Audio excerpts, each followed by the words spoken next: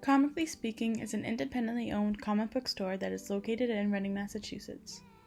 It opened in 1991 when store owner Patrick Jamal decided to open his own comic book store. I used to be a banker, and one day on my lunch break I went into a comic book store and I bought a comic book. And 3 weeks later I went in to buy the second part to that storyline and saw that the first part was up on their wall for $15. When I bought it, it was 75 cents. So I just made 200 times my money. Then a couple of weeks later, I went to buy the third part, and I found out that the first part is now up to $25. The second part is up to $15. And then, just a light popped in my head, and I started collecting comics. And never looked back once. So when I lost my job at the bank, I went and opened up a store, and here we are. And never looked back. Comically Speaking has a variety of products ranging from new comics, back issues, trades, posters, CDs, and collectible toys.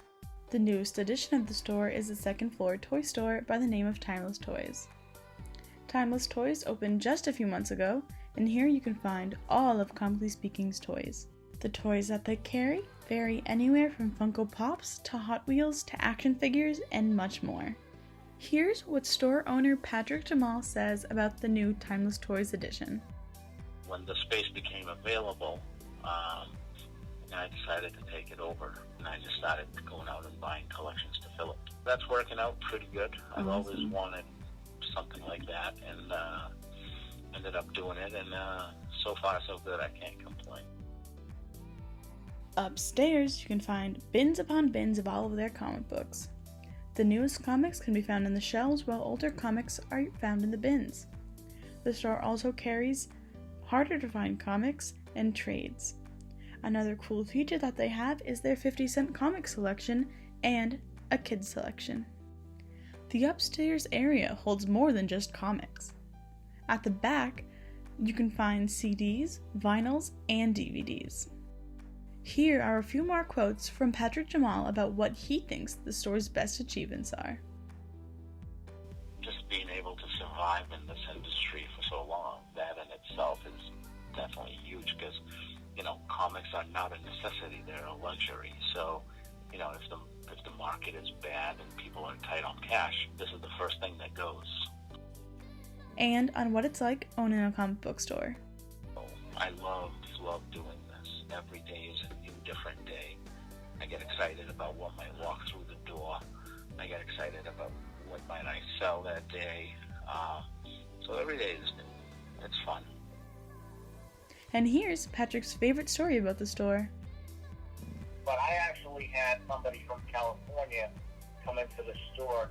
They've heard about my store out there, and they knew that they were coming into Boston, and they made a special trip to just come up and see it. Out there, somebody was at my store and went back over there and was speaking to another store they were at, how nice my store was, and somebody, came up just so they could see my store. I recently had the pleasure of interviewing Roger Scales, an employee at Comically Speaking, and was able to ask him several questions about not only his experience at Comically Speaking, but also his experience with comics in general. Here's what he had to say. I started collecting comic books probably when I was about 7 or 8 years old. This was during the day of what they call the Silver Age of comic book collecting.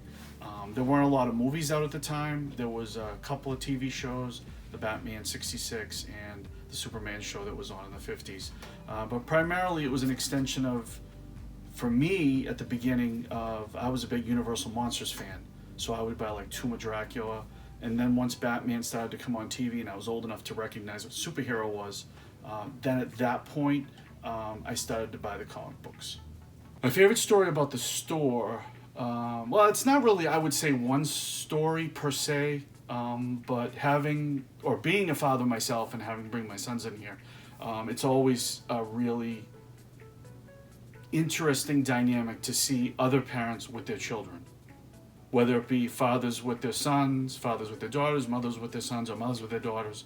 The dynamic is always a little bit different, and whether it's Pokemon cards or whether it's a comic book or whether it's the toys downstairs, there's always something for somebody here. And what's interesting about the kids is whether or not they sometimes pick up on whether their parents' influence. Obviously, every kid's going to have some sort of influence from their mom and dad.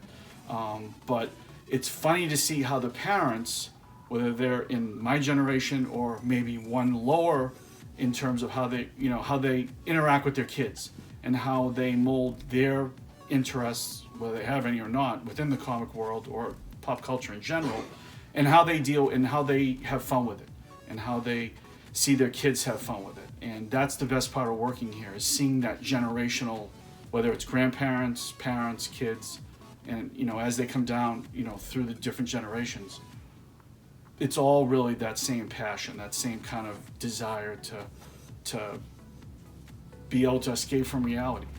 And really what Comically Speaking is your pleasure is our business. And that's really what we bring to the table every single day for everyone that walks in here, is really just kind of bringing that suspension of disbelief, even if it's for 5 minutes. And wash your hands. For me, comics, again, are sort of an extension of being a TV kid and a TV junkie.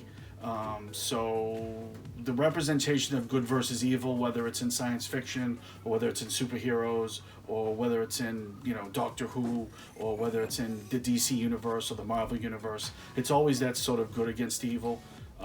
So for me, the comic books are a way to kind of extend what I used to watch on TV and what I now see in movies and just kind of fill in the holes. It's a really, really, really fun part of this job, is seeing the kids get excited, whether it's a Pokemon card that costs $1 or whether it's a statue that maybe hundreds of dollars. And whether it's a kid that's 6 or 16 or 26 or 36, we're all kids at heart. And really, that's really the fun part about being here, is being able to see that pleasure that the kids get, whether it's in a toy, a comic book, or any part of that pop culture that we're in now. And that's what's the really most fun part of this job, for sure.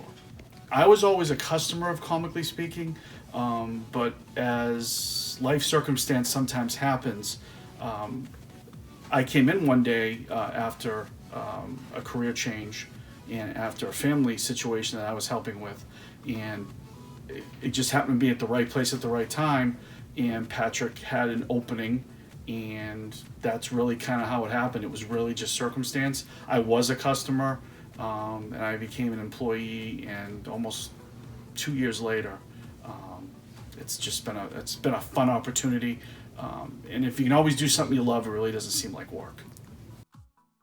Comically Speaking has been open for almost 30 years. Here's to many, many more.